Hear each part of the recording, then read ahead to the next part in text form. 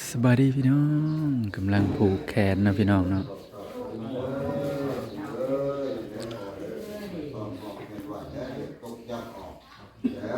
ฮายเอาบัตันตื่นจ้า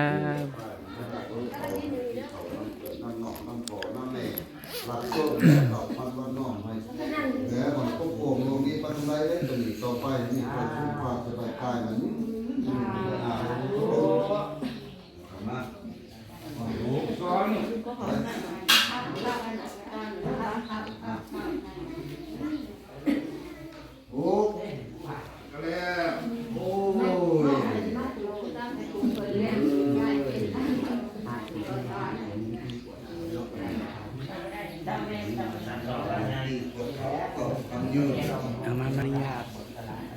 ไปโลด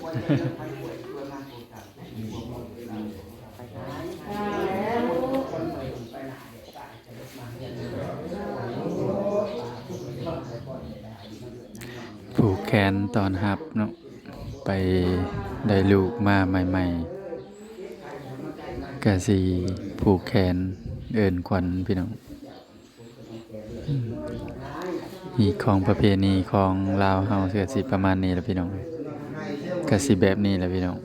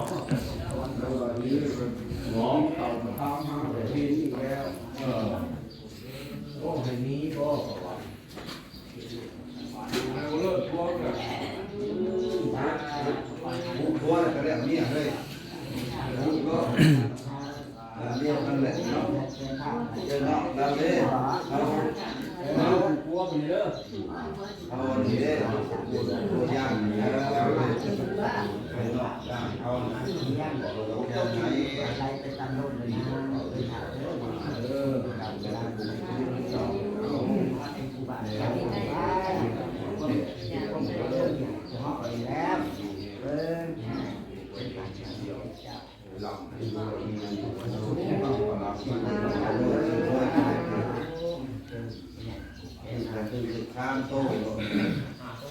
มันบอกโต้คนนี้มันมีแล้วมันหมอกเด็กเล่า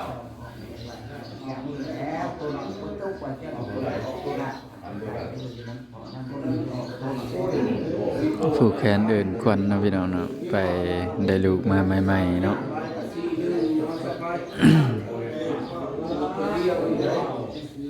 เฮ็ดตามหีดของประเพณีได้ลูกมาใหม่กันผูกแขนเอินควัน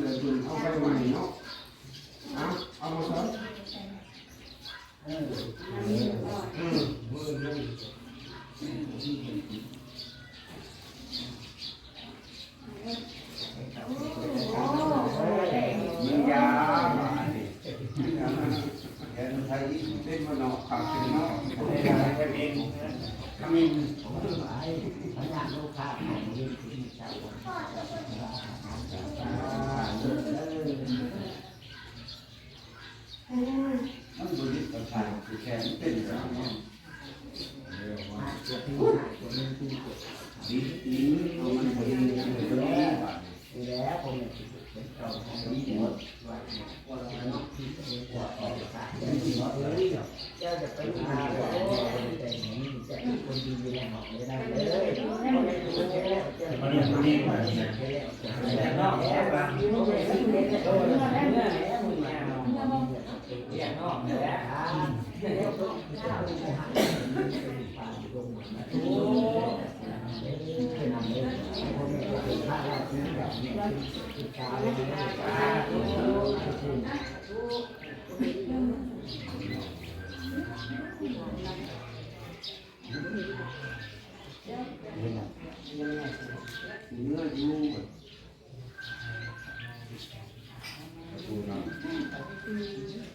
แกบ่ครบเลยพี่น้องเอ้ย อ้าวปลาดำมันเผาผ้าเขาวบ่นี่ แม่น อืม ก็ได้หายก้อยเจียวก็เขา อืมอาหารการกินยอตอนรับแขกเฮามื้อนี้ก็ หลายเมนูมีทั้งลาบปลาต้ม ยังบ่ครบ ลาบปลา ไก่ ต้มเป็ดต้มไก่มีอาหารทะเลนำผักสะเดากินกับลาบปลาพี่น้องเอ้ยของหวานก็มีพี่น้องพี่ของหวานก็มีเด้อพี่น้องเอ้ย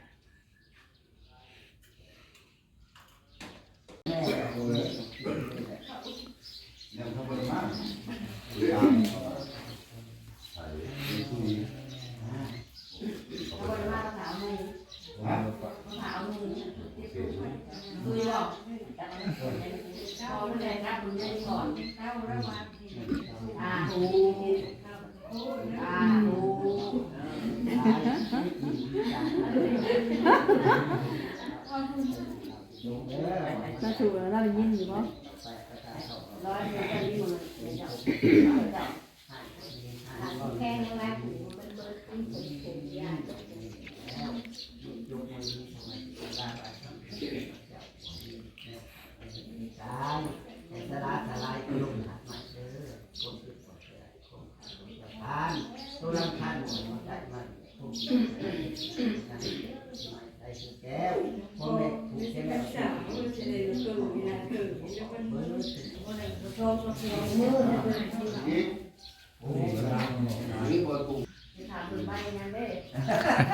มาสู่ขอมาปลูกแม่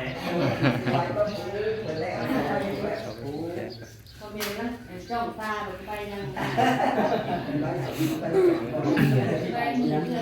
เสือได้ดาวอีกเนาะได้หนักบ่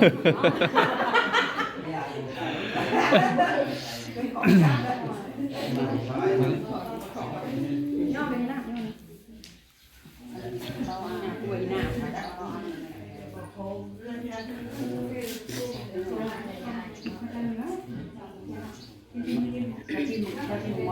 กินแล้วยังไงดี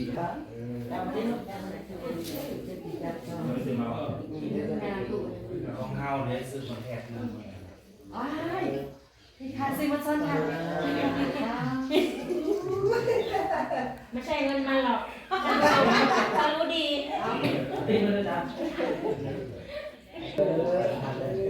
โอ้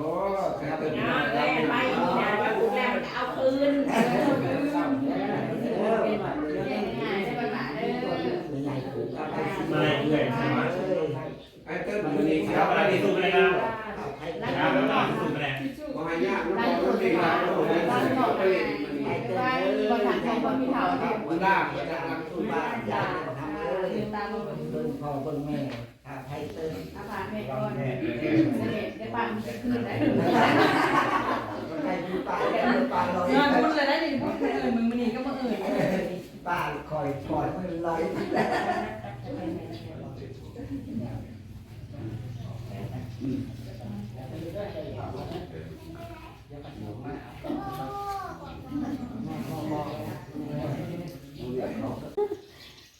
แล้วมึงคนทั่วบ้านมาเจาะบุร้านทุกมื้อ นางเผาอยู่ว่า แม่นะเพราะแม่ปลูกให้ล้านเลยปลูกให้นอก เนาะ นั่นนะปลูกให้นอก หาเบิ่งร้านเลยจะได้ก็ได้ หลานบอกวันลุงมีวันมียังไงได้ดิ ว้าเด้อ ขนาดสะพายขนาดพี่น้องพูดป้าไปซื้อบัตรเทิงบันไดมาหรอวะ สั่ง พี่น้องเอ้ยผูก ใช้เรื่องนี้ลูก ไทยเติมเลย ปลาตัว2 บาทปกติ 2 บาทพี่น้องค่ำ2 บาทคุณนะ ไว้มือสั่นลูกเลยใส่ล้าน มือสั้นเก็บบ างห้าม เอาโปงลงเสือเลยทำนอนเสือ ดูพี่น้องเอ้ยโอบดูข้ามเกิดมาน่ะ เกิดมาก็จะใส่ มาคำมาคูณว่า เกิดมากกะมีบุญได้ใส่เรื่องเฮ้อ อยู่ดีมีแหง ไอ้พี่นี่อยู่เซว่ามาเบิ่งดูของน้อง นี่เบิ่งดูลาซาก็เบิ่งยาว นี่อยากได้บ่ลูกบ่ได้ เห็นน้องเลือดกระหือดอย เรื่องเฮ้ออยู่2 บาท โปง น่ะ เสือเสือมา อุตายลูกกูเหยียบสูงอย่ามอง โอ้ยเราไปโปง บ่มีเสื้อผ้าน้องเต้น เบิ้ลแล้วล่ะ เฮ้ย ใส่แขนทองคำ1 เส้นพี่น้อง มีแล้วมีแล้ว น้ำมันแล้ว ก่อนมันหอมค่ะ ว่าแล้วก็เอาไว้แล้ว แม่ไม่ใช่ลูกยังมาถูกเนาะ เพราะปลาขาวโยกไปทุลังก็ได้ทุเรียน ยกไปทางหน้าบ้าน ยกไปทางหน้าบ้าน แม่จริงจริงหน้าบ้านแล้วปูสารปูลงมาลายเนาะหน้าบ้านเอาละหน้าบ้านก็ได้มาบ้านมันจังโลกนะ ยกไปทางหน้าบ้านนี่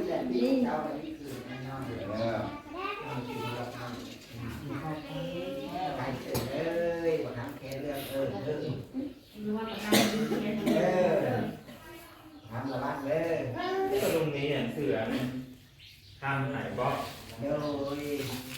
หลักเอาดัมนี่ทำให้เราเอาเบ็ดค่ะทานแค่ถึงมีเวลาเราเอาจู ใครเลยแค่เรื่องมากละมาใจปิดวันนี้ มี2 บาทลุงยิ้มจะบาทเลยเนาะ จังหวะ นี่ เอามีดอกอย่ามาวัง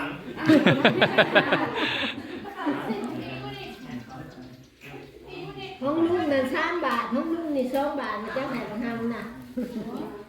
ลุงคนนั้นยันนั้น3 บาท โอ้ยอย่ามาวังเลย ว่านอกบางคำ เอาแย่แม่ลูกเลี้ยงลูกเลี้ยงลานนะบัดนี้นะแล้วน้องว่ายังให้พังความ เรียน ความ ป่วยเรื่อยๆเลยนะ เด้ไปแม่หนุ่มเด้ไปหนุ่มเด้อะไรได้นี่ น้อย ใบพันเด้อมีนมีนใบพันเด้อ เอาบุญเพิ่ม อยู่กับลุงคนแล้วมอนี่ เอายืมแม่ยืมก่อน นะ เท่าไหร่นะ 1,000 มาเด้อดูหน่อยมินนี่มันอยู่กันที่สั้นปฏิบัติสีเขียวได้ป่ะเนี่ยผมเป็นบันปังมันเรียกติ่งเนาะ เตียงมันเลย แหลนเหมือนบันปัง แล้วแบบค่ะ มันมาเรียกนอก ค่ะมันจะมาเป็นเมื่อแล้วเนาะเมื่อแล้ว อยากเมื่ออยู่บ่ หันไป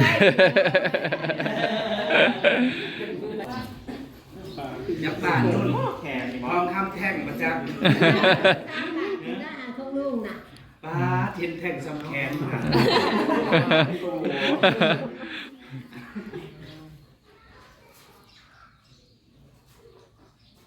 โอ้ โต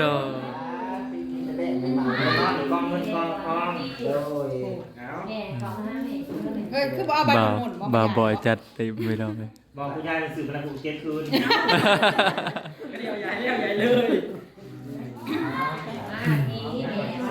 มีนขาเก็บเด้อมีน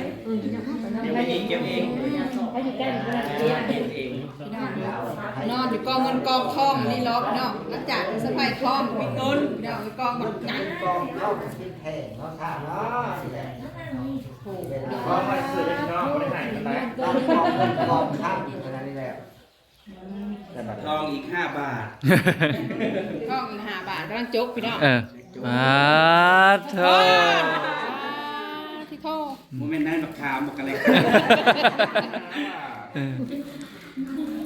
แต่เหมือนมึงมีบุญนะบักห ใครตื่นเกิดมาผมมาขอ ำเฮ้ยมันสั่งบอกออกมาลูกแผงนะเฮ้ยเนาะนี่ได้ เราจะใช้คนเดียวก็อยู่ในนอนได้ ไม่ได้หายดอก2,000 2 บาท ตั้งหนักกันเนาะคนหนึ่งอัปลาแคน คนหนึงอาซอยคอ มันอะไรภาคกูซื้อ ว่า สอยก็ได้ได้เงินก็ได้หมดหลายเอ้ย เฮ้ยเอาของแล้วนะ บ่ได้ก็ พี่น้องเอ้ย นอนรับปุ้ยเลยนอน นอนเฉยนอนเผาเงินเผาค่ำนะบ่ครับ ยินดีเยี่ยมเยี่ยมด้วย เฮ้ยให้เก็บซอยน้ำเฮ้ย เยี่ยมเด้อ มันนี่ตาโตก็ได้แค่เซน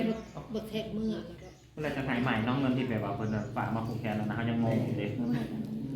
เด้อบ่ครับภาพใหญ่เผาเงินเผาค่ำได้บ่หลาย เลี้ยงลูกเลี้ยงป้าเนาะ